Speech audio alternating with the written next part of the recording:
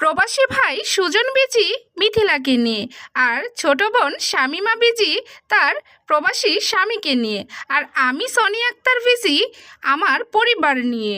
আজকে পবিত্র ঈদে মিলাদুন্নবী। ঈদে মিলাদুন্নবী কি? আমাদের এখানে গ্যাস নাই, লাকড়ি শুকিয়ে কিভাবে কষ্ট করে লাকড়িতে রান্না করি সেই থাকছে আজকের ভিডিওতে। আসসালামু আলাইকুম প্রিয় দর্শক, আপনারা সবাই কেমন আছেন? আশা করি ভালো আছেন। আমরাও আল্লাহর অশেষ রহমতে ভালো আছি আলহামদুলিল্লাহ। আজকে হচ্ছে পবিত্র ঈদে মিলাদুন্নবী। ঈদে মিলাদুন্নবী কি? এই দিনে আমাদের হজরত মুহাম্মদ সাল্লাল্লাহু আলাইহি ওয়াসাল্লাম জন্মগ্রহণ করেছেন, কিন্তু তাহার সাহাবীরা কিন্তু এই জন্মদিন কোনোদিনও পালন করেননি, এমনকি তিনির জন্মদিন পালন করেননি। শুধুমাত্র আল্লাহর শুকরিয়া আদায়ের জন্য সে জন্মদিনের দিন না খেয়ে রোজা রাখতেন এবং আল্লাহর অনেক বেশি শুকরিয়া আদায় করতেন। তো আমাদের এখানে গ্যাস নাই, খুব কষ্টে রান্নাবান্না করতেছি, আবার লাকড়িও নাই। লাকড়ি কিনে আনা হয়েছে, লাকড়ি ছাদে শুকিয়ে কিভাবে কষ্ট করে যে রান্না করছি একমাত্র আল্লাহ পাকই জানেন। দেখুন, আমরা কিন্তু মধ্যবিত্ত মানুষ, আমরা আহামরি জমিদার না। আমাদের দৈনন্দিন জীবন দেখলেই বোঝা যায় আমরা খুব নিম্ন এবং মধ্যবিত্ত পরিবারের মানুষ। আমরা এমন একজন মানুষ যারা নিজেরা কারো কাছ থেকে চাইতেও পারি না, বা না খেয়ে থাকলে কারো কাছে বলতেও পারি না, তাই কষ্ট করে সহজ এবং সরল জীবনযাপন করি। এই তো দেখুন, লাকড়ি আনা হয়েছে, ছাদে একটু শুকা দিচ্ছি, কারণ লাকড়িটা ভিজা ছিল তো জ্বলতেছে না, তাই ভাবলাম যে রোদে একটু শুকা দিয়ে নেই। আর এমন একটা সময় রোদ আসে আবার চলে যায়, দৌড়ায়া আসতেছি আবার দৌড়ায়া যাইতেছি, লাকড়িগুলো ভরতেছি বা শুকাইতেছি খুব কষ্টে। বৃষ্টি আর রোদ মানে দুইটা যেমন আড়াআড়িভাবে হইতাছে। তো যাই হোক, আজকে হচ্ছে সোনিয়া আক্তার রিমা আপাকে নিয়ে কোনো খারাপ কিছু মন্তব্য করব না, কারণ আজকে আমার প্রিয় নবী হজরত মুহাম্মদ সাল্লাল্লাহু আলাইহি ওয়াসাল্লাম জন্মগ্রহণ করেছিলেন এই দিনে। তো তার স্মরণীয়ভাবে ভালো কিছু সোনিয়া আক্তার রিমাকে দিব আজকে। তো সোনিয়া আক্তার রিমা আপা, আপনি জানেন আপনার বয়স বেশি, যার বয়স যতটুক হয় তার ধৈর্য শক্তি এবং দায়িত্ব ততটুকুই বাড়ে। দিন যাবে আপনার দায়িত্ব বাড়তে থাকবে। আর সুজনের বউ মিথিলা এবং শামিমার স্বামী আলাউল, তারা কিন্তু নতুন এবং নিউ কাপল। তাদেরকে এখন তারা সময় কাটাবে ইচ্ছা মতো, তাদের বাচ্চা কাচ্চা নাই, এখন স্বামী স্ত্রীর মতো থাকবে, তারা সময় কাটাবে, এটাই স্বাভাবিক। আর আপনি যেহেতু বড় গুরুজন, আপনার দুটো ছেলে মেয়ে আছে, বাবা মা আছে, শ্বশুরবাড়ির আত্মীয় স্বজন আছে, আপনার দায়িত্ব বেড়ে গিয়েছে, তো আপনার দায়িত্ব আপনাকে পালন করতে হবে। আর সুজন মিথিলা এবং শামিমার স্বামীর কিন্তু অত আহামরি দায়িত্ব হয়নি, হয়তো বা পুরুষদের হয়েছে কিন্তু বউদের হয়নি। তো আস্তে আস্তে হয়ে যাবে, কারণ মেয়েদের জীবন এরকমই, প্রথমে সংসার জীবন না বুঝলেও পরের সময় বোঝা যায় বা বুঝে নিতে হয়। একটা বাচ্চা হলে বা একটা বেবি হলে সেই সময় স্বামীকে সময় না দিয়ে সংসারের দিকে আপনা আপনি মনোযোগ চলে যাবে, এবং স্বামী বউকে নিয়ে বিজি থাকার সময়ও থাকবে না।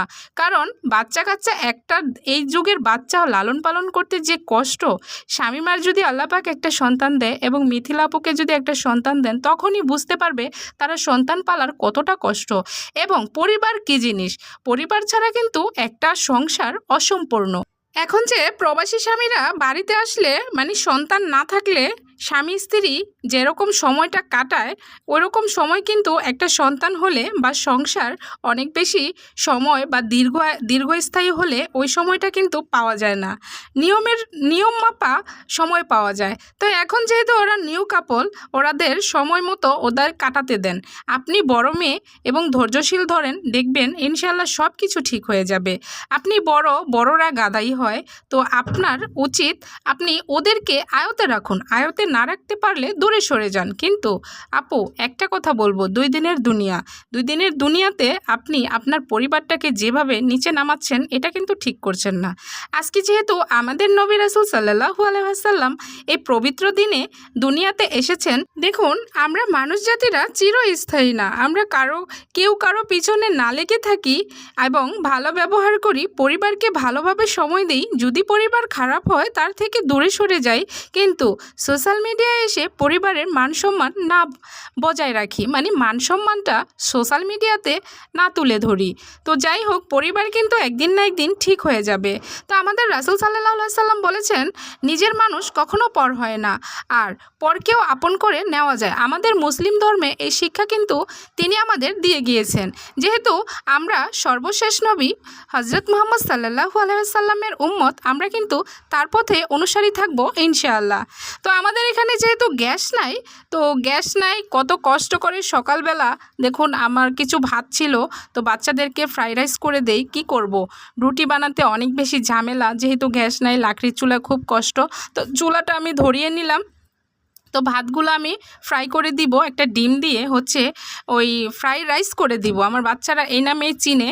তো যাই হোক, রেস্টুরেন্টে কিন্তু ফ্রাইড রাইসের খুব বেশি দাম, আর এখানে কিন্তু আমার মা চাচিরা আগে ভাতকে ভেজে দিয়ে ওটা আমরা সকাল সকাল খেতাম, কিন্তু এখন ওটাকেই আরেকটু মশলাপাতি দিয়ে গর্জিয়াস করে এটাকেই স্পেশাল হাই ফ্রাইড রাইস হয়ে গেছে। তো যাই হোক, আমি রান্না করতে করতে আমার এখানে বৃষ্টি চলে এসেছে। আমার স্বামী আমাকে ছাতাটা দিয়ে দিল, যেহেতু আমার ঘরের ভিতরে কিচেন রুম আছে, ছোট করে আমাকে কিচেন বানিয়ে দেওয়া হয়েছে।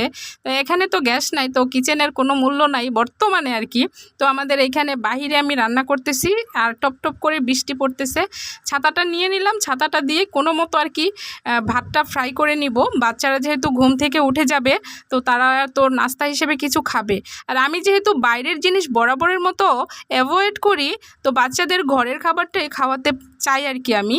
আর আমার ব্যয়বহুলতা খুব বেশি পছন্দ না, আর যেহেতু আমার বাচ্চারা ফ্রাইড রাইসটা পছন্দ করে, তাই ভাতগুলো না ফালিয়ে একটা ডিম দিয়ে একটু পেঁয়াজ কাটা দিয়ে ফ্রাইড রাইস করে দিয়েছি। তারা খুব সুন্দর করে খাবে।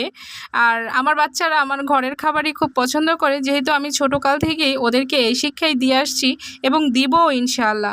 এখানে হচ্ছে চুলাটা ধরিয়ে কড়াইটা বসিয়ে দিয়ে তেল পেঁয়াজ দিয়ে ভেজে এবং ডিম দিয়ে দিয়েছি, সামান্য পরিমাণ মতো লবণ দিয়ে ভাতটাকে ভেজেও নিয়েছি।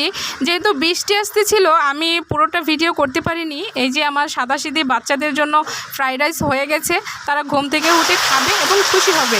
এই দেখুন আমার টিনের ঘরের চালের বৃষ্টির ঝুমঝুম শব্দ আমার প্রিয় দর্শকদের সাথে শেয়ার করলাম। ভিডিওটি কেমন লাগলো অবশ্যই কমেন্টের মাধ্যমে জানাবেন প্লিজ। ভালো লাগলে লাইক কমেন্ট শেয়ার আর চ্যানেলটি সাবস্ক্রাইব করতে ভুলবেন না, পাশেই থাকবেন।